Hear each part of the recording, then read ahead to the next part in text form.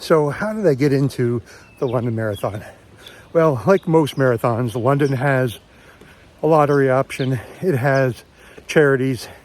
It has international tour operators as means to get into the race. So for 2020, I had already missed the lottery, which is notoriously hard to get into anyway. The charity option, I tried a couple different charities. Nobody was responding to me. And besides the fact, it probably would have been tough getting into a foreign marathon using the charity option, because you're raising money for a foreign charity here in the US, right? So I did some research. Now,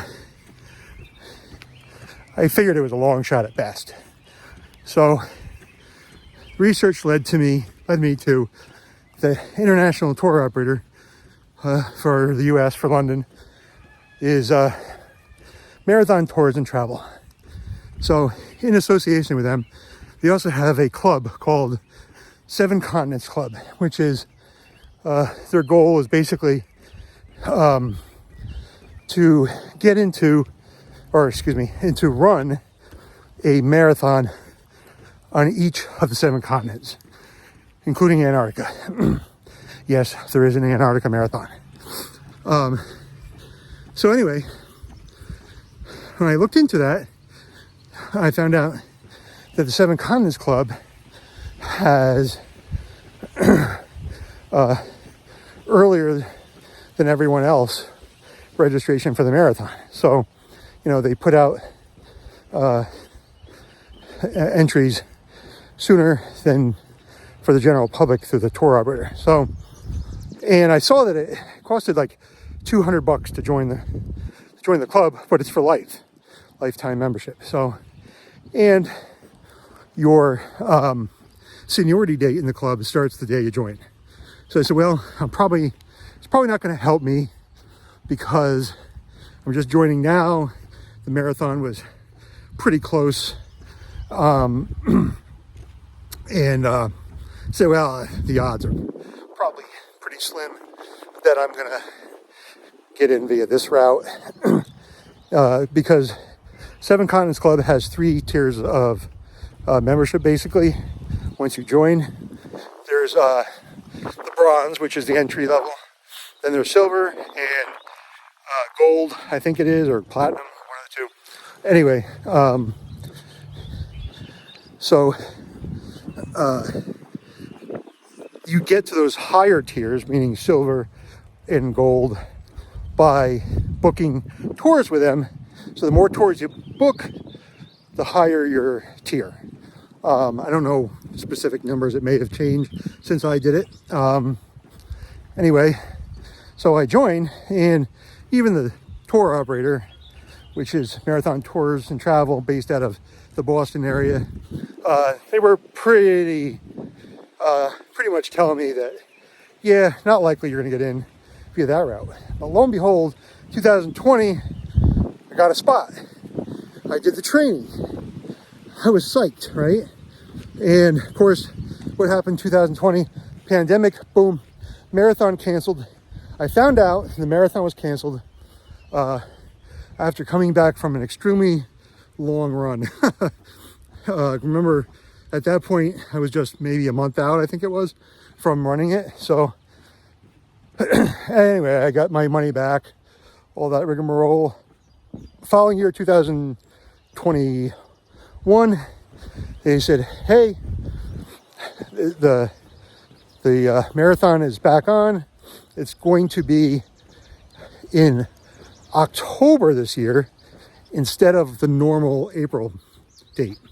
So I haven't been hawing about it a little bit. I'm like, I don't know if I want to do it. So what did I do? I did it. Anyway, I signed back up, and boom, I got a spot again. I was like, wow, this must be destiny. I got to do it. So anyway, yeah, so it was big pain in the ass. At that time, for international travel, you had to take a COVID test 3 days prior, and no more than 3 days prior to departing. So you had to have the test results back. And I found a place in my local area that did it and got it back in time. I had to stand in line at this like urgent care type place. Got a spot, barely got in under the wire for the results to come back in time. And got on the plane. And of course, when you get into the UK, you had to, within a certain amount of time, take another COVID test. And then right before the marathon, you had to take another COVID test.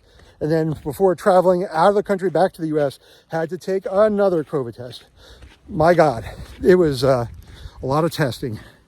And so the most worrisome thing that really, really worried me about this was that if you tested positive prior to the just prior to the marathon, boom, you're out, because you had to present your proof on your way to the starting line. You had to present your proof that you were negative. So if you tested positive, you had to go to a government sanctioned hotel for COVID people, and at your expense, of course, and you wouldn't be able to run the race. So all that money would have been completely wasted. So, I mean, I was pretty nervous. I mean, I rode the tube while I was there, was on a plane. There was a lot of worrying going on, that if I had caught COVID, I mean, I was out in public. I was on a plane, train, taxis, when you name it, the expo to pick up the bib, the chances were there that you were going to pick it up somewhere, right? So anyway, I didn't test positive. I did the race. But so if you're US based, you're living in the US, and you're looking to do an international marathon, especially one of the world majors, but there's a number of others that they do as well. Marathon Tours and Travel, I think, is a pretty good travel agency, international tour operator for that.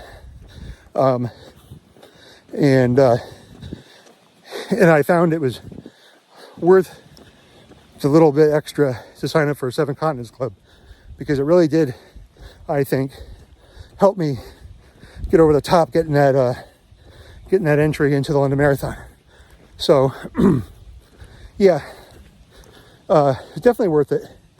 I don't know if the prices have gone up since 2020, 21, but I can tell you that, international tour operators, they're not cheap. They're trying to make money.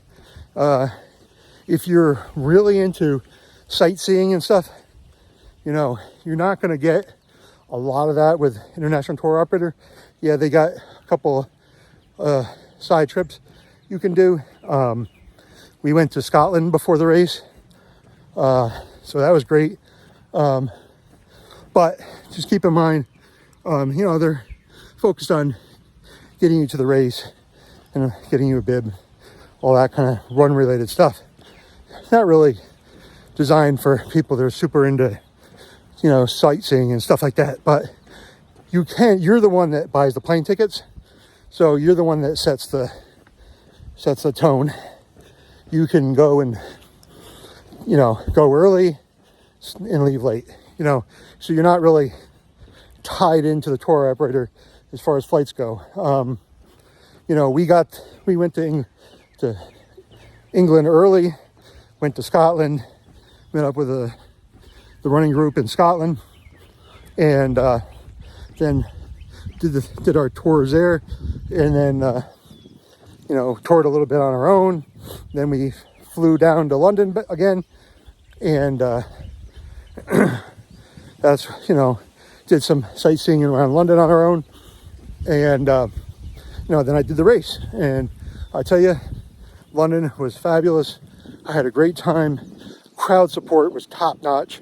There was people cheering almost too loud. It was sensory overload for me. I mean, I've never heard that many people cheering, and I've done the Marine Corps Marathon. That was pretty loud in spots, and good crowd support. Just an awesome race. And I think London was even louder. And London is a relatively flat course too. So if you like a flat and fast course, that was the one to run. So anyway, I wouldn't say I'm a super experienced marathoner. I've only done 2 in person and 1 virtual. I'm getting ready to do a virtual now. And and that's basically for points. So I can run Brooklyn next year without having to do the lottery. And yeah, so that's my experience. Your mileage may vary, as the old saying goes. And run on, man.